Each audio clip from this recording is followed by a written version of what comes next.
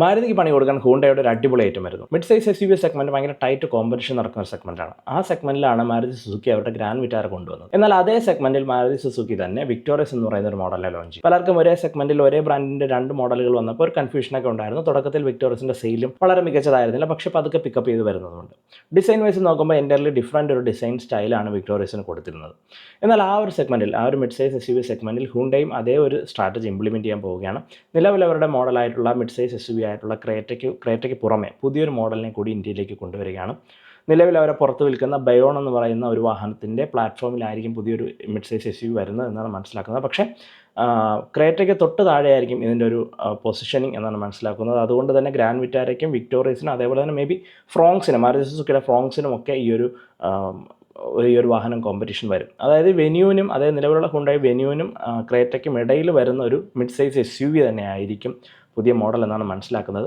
നേരത്തെ നമ്മൾ അറിഞ്ഞിരുന്നത്, അല്ലെങ്കിൽ നേരത്തെ ഉണ്ടായിരുന്ന റൂമർ എന്ന് പറയുന്നത് ബയോൺ എന്ന് പറയുന്ന ആ ഒരു വാഹനത്തിനെ ബേസ് ചെയ്തിട്ട് ഒരു ക്രോസ് ഓവർ, ഒരു i20 crossover maybe ഇന്ത്യയിൽ ലോഞ്ച് ചെയ്യുമെന്നാണ് പ്രതീക്ഷിച്ചിരുന്നത്. പക്ഷേ അതിനൊരു എവിഡൻസും കാര്യങ്ങളൊന്നും വരുന്നില്ല. ഒരു proper mid size S U V തന്നെയായിരിക്കും ഇന്ത്യയിൽ ലോഞ്ച് ചെയ്യുന്നത്. BC4i എന്ന് കോഡ് നെയിം കൊടുത്തിട്ടുള്ള ഈ ഒരു വാഹനത്തിന് 4.18 മീറ്റർ ലെങ്താണ് ഞങ്ങൾ പ്രതീക്ഷിക്കുന്നത്. നാച്ചുറലി ആസ്പിറേറ്റഡ് എഞ്ചിനും ഒരു ടർബോ പെട്രോൾ എഞ്ചിനും കൂടാതെ ഒരു CNG വേരിയൻറ്റും ഉണ്ടായിരിക്കും എന്നാണ് പ്രതീക്ഷിക്കുന്നത്. CNG വേരിയൻ്റ് ആണെങ്കിൽ ഒരു ഡ്യുവൽ സിലിണ്ടർ, നമ്മൾ വിക്ടോറിയസിലൊക്കെ കാണുന്ന പോലെ തന്നെ ഒരു ഡ്യുവൽ സിലിണ്ടർ സെറ്റപ്പ് ആയിരിക്കും പുതിയ Hyundai mid size S U വിക്ക് ഉണ്ടാവുക. നമുക്കറിയാം ഹുണ്ടായെ സംബന്ധിച്ച് ടെക്നോളജിയുടെ കാര്യത്തിലാണെങ്കിലും ഡ്രൈവർ അസിസ്റ്റൻറ്റ് ഫീച്ചേഴ്സിൻ്റെ കാര്യത്തിലാണെങ്കിലും ഒക്കെ വളരെ സ്ട്രോങ് ആയിട്ടുള്ള ഒരു ബാക്കപ്പ് ഉള്ള ഒരു കമ്പനിയാണ് ഹുണ്ടായി. അതുകൊണ്ട് തന്നെ പുതിയ മിഡ് സൈസ് എസ് യു വിക്ക് ഹെവിലി പാക്ഡ് ആയിട്ടുള്ള ഒരു ഫീച്ചേഴ്സ് നമുക്ക് ഓവറോൾ ആ ഒരു വാഹനത്തിൽ പ്രതീക്ഷിക്കാൻ പറ്റും. പക്ഷേ സ്റ്റിൽ നമുക്ക് ആ ഒരു ക്രേറ്റയ്ക്കും വെന്യൂവിനും ഇടയ്ക്ക് പ്ലേസ് ചെയ്യണം എന്നുള്ളത് കൊണ്ട് തന്നെ പ്രൈസ് നമുക്ക് ഓവർ പ്രൈസ്ഡ് ആക്കി കൊണ്ടുപോകാൻ പറ്റത്തില്ല.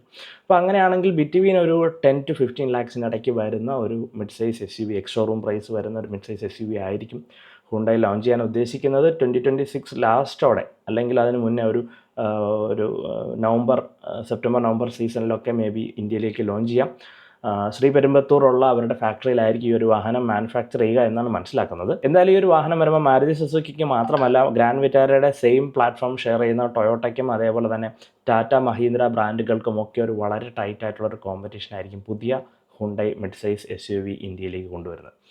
ഓക്കെ, അപ്പോൾ ഇത്രയും ഒരു ഡീറ്റെയിൽസാണ് നമുക്ക് നിലവിൽ ലഭിക്കുന്നത്. എന്തായിരിക്കും ഈ ഒരു പുതിയ Hyundai mid size S U വിയുടെ ഒരു നെയിം നിങ്ങൾ എക്സ്പെക്ട് ചെയ്യുന്നത്? എന്തെങ്കിലും സജഷൻസ് ഉണ്ടെങ്കിൽ ജസ്റ്റ് ഒന്ന് കമൻറ്റ് ചെയ്യുക. മാത്രമല്ല ഫീച്ചേഴ്സ് അതേപോലെ തന്നെ എഞ്ചിൻ സ്പെക്സ് ഒക്കെ നിങ്ങൾക്ക് ഗസ്സോ എന്തെങ്കിലും അഭിപ്രായങ്ങളൊക്കെ ഉണ്ടെങ്കിൽ ജസ്റ്റ് ഒന്ന് കമൻറ്റ് ചെയ്യുക. നമുക്ക് അതിനോട് റെസ്പോണ്ട് ചെയ്യാം. അപ്പോൾ കൂടുതൽ വീഡിയോസിന് ചാനൽ സബ്സ്ക്രൈബ് ചെയ്യാനും Instagram, Facebook ഫോളോ ചെയ്യാനും മറക്കണ്ട. സ്റ്റേ ട്യൂൺഡ് വിത്ത് us.